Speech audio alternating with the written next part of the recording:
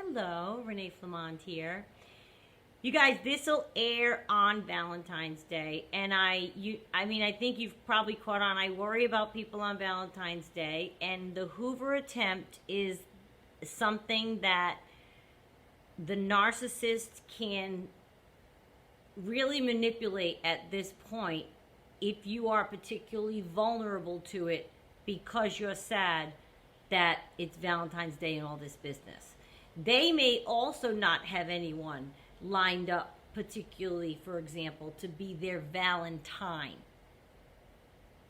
So they're going to Hoover you during this time because they're desperate to not be alone on that day. It's not magic for them. They do have to go find the supply. If 3 of their girlfriends are all married to somebody else, guess what? Suddenly they're alone on Valentine. I know I really paint them horribly. I know. But you know what I mean. So they're going to use this as a time.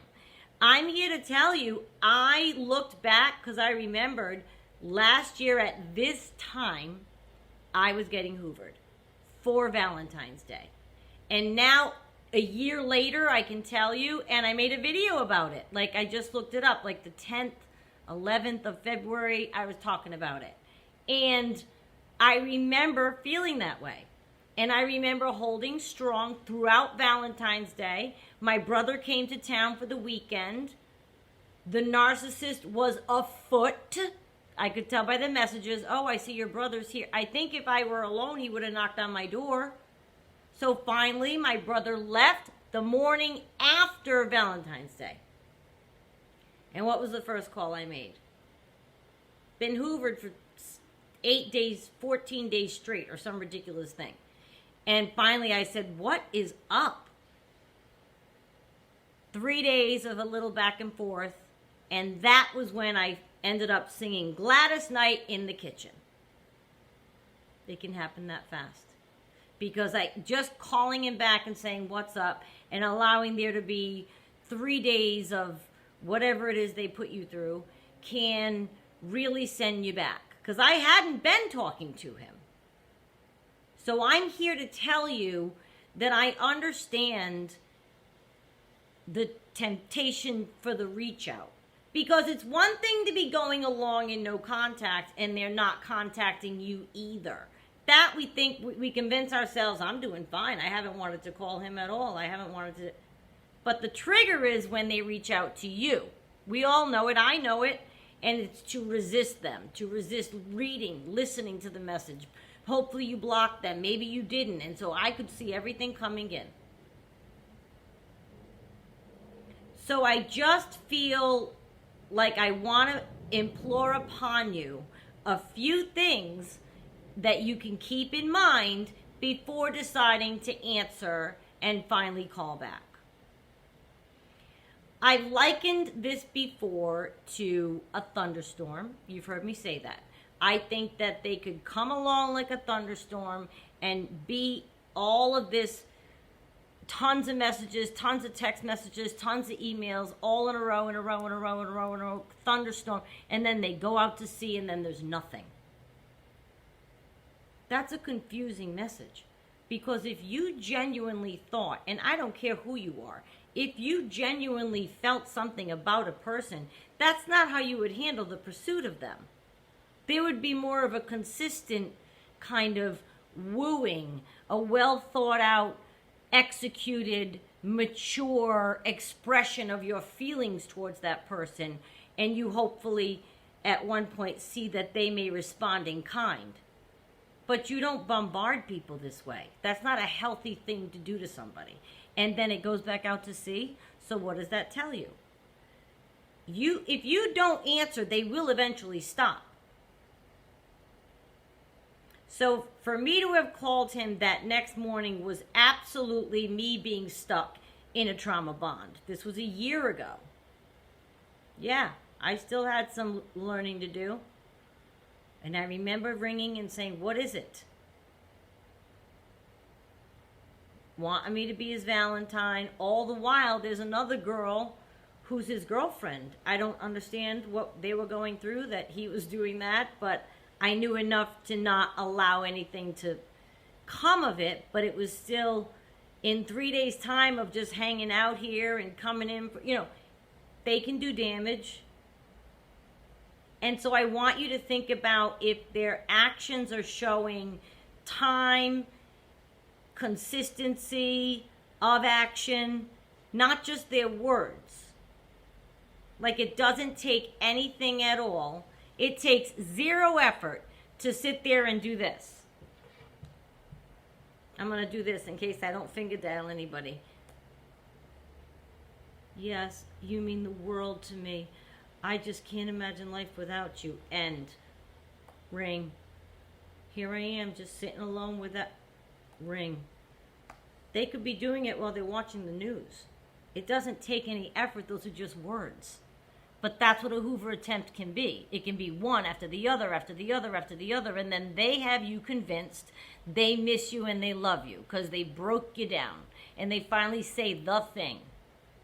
I am here to tell you, if you know that you were with somebody who fits into the confines of being narcissistic in this way, I'm telling you now, they're trying to win you to get them to call you just because. That's what happened. That's why in 3 to 4 days, I was singing Gladys Knight in the kitchen. And the reason that I was is because that song is very sad to me. And I feel like when Gladys Knight sings, it's sad to think we're not going to make it. That's a sad line. And can't be the first to say goodbye. I don't think that doesn't sound like a dysfunctional relationship like a narcissist, because they both sound into each other. The narcissist I've gotten to think of as they're not even into us. It's just a game to see if we'll answer. They're not pursuing us. They're going for a win. They may be reaching out, and probably are, to several people at once. If they're not with you, they're not alone. If they got into a fight with the person that they're allowing to think that he's their boyfriend, and you start pursuing me up here in Orlando, the level of dysfunction that's involved in that does not make me feel anything but sorry for that other girl. That's what he was doing. He's up here begging for me to be his Valentine, and he has a girlfriend. That poor girl. And they can be hoovering you and have somebody else. If they've not been with you, they've not been alone. They like a home base, a place of comfort, a place of guaranteed supply is what a home base represents to them. So they're hanging out, shacking out somewhere. And they're reaching out to you to see if they can get you to respond to them as well. They might not be really into where they're hanging out right now. And they're just curious to know if they can still get to you. That gives them a rush, don't forget. So they may be feeling lonely at Valentine's Day and reach out to you. Because they're lonely. And they're feeling like, oh my God, I let her go, I let that one go. And they're finding themselves alone on Valentine's Day. I'm sure that happens a lot. How can it not? They meander through life from dysfunctional relationship onto dysfunctional relationship. Many of the relationships are behind the backs of other people that those people are in relationships with. That kind of person generally ends up alone on Valentine's Day. I bet that doesn't sit well for a narcissist. It's a big showy holiday. They can make a big thing of it. So that's what they're going to use the Hoover attempt for you. They're going to refer to Valentine's Day. Think of all the material they get from it. I bet a lot of the hoovering attempts and commentary would be involving the words, but you're my Valentine. You'll always be. You're the only one. You're the... all this love language because they're trying to convince. And they're utilizing a holiday that was made up for revenue reasons. We all know that. Come on, it's fine, whatever. I think it's just, it doesn't matter to me the day. But a narcissist, a big grand gesture is what they would love to play that off. And that has nothing to do with the person receiving the gesture. That has to do with them and how they'll look to friends and her family when she tells them what he did for her for Valentine's Day. It's the same as the Hoover. They'll say anything right now. They want you to be thinking, oh, if he only said that to me a month ago, or if I only heard any of that while we were together, or you text back something, finally you break and you say, why didn't you ever say this to me when we were together? That's all you do, which is essentially what I did. I finally called and said, what is the issue? Do you have something to say? Just get it off your chest. And then I was going to let him go back out to sea, and we weren't going to do any contact.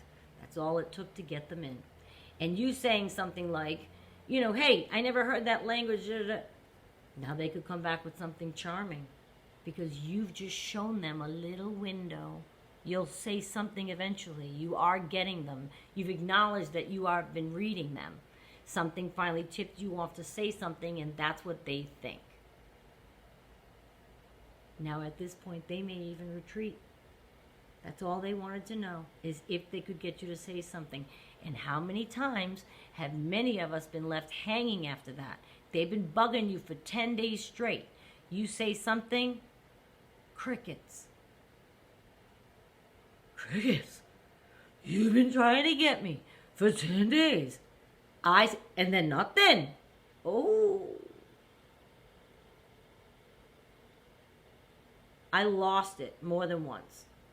And it's not anything other than obvious to me now.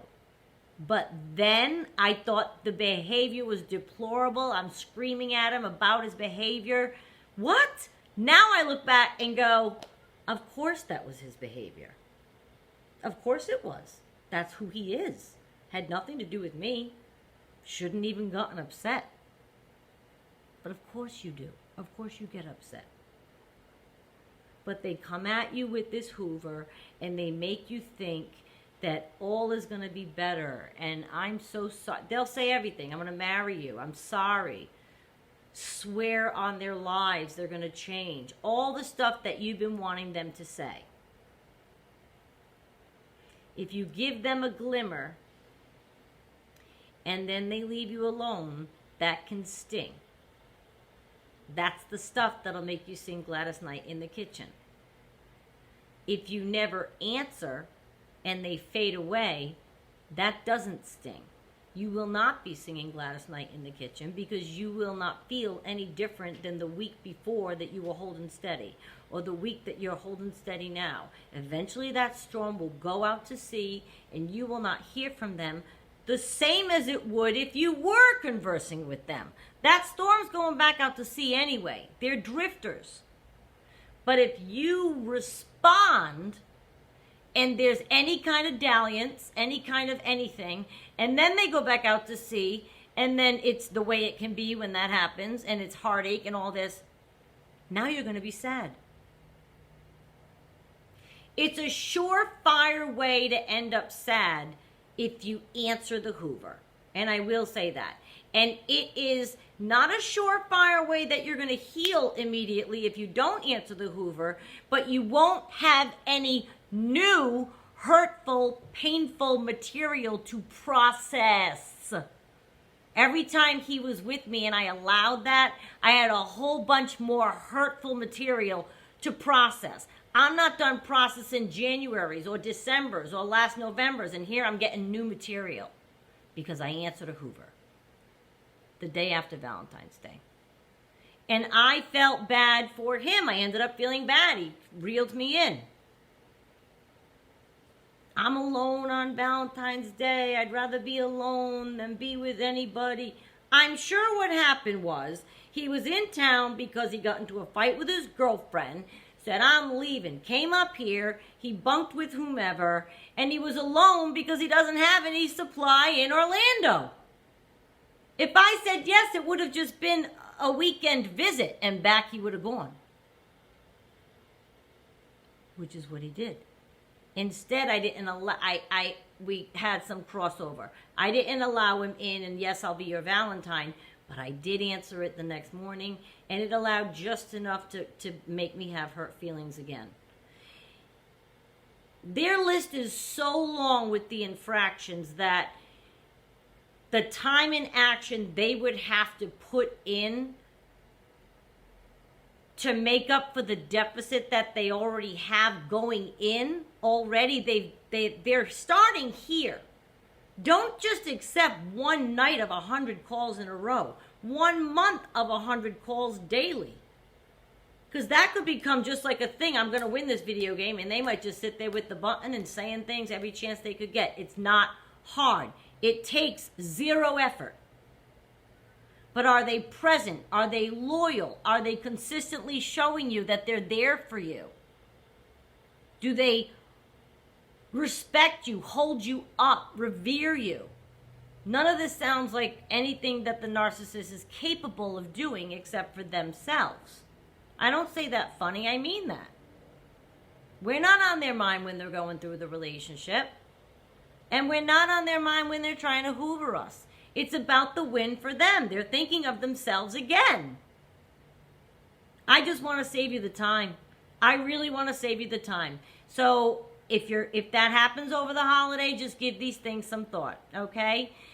And please hit sub, like, and share. I'd love to have you join us again. And if you're watching anyway, it helps the channel get seen by more people, and we're out to help, educate, and empower.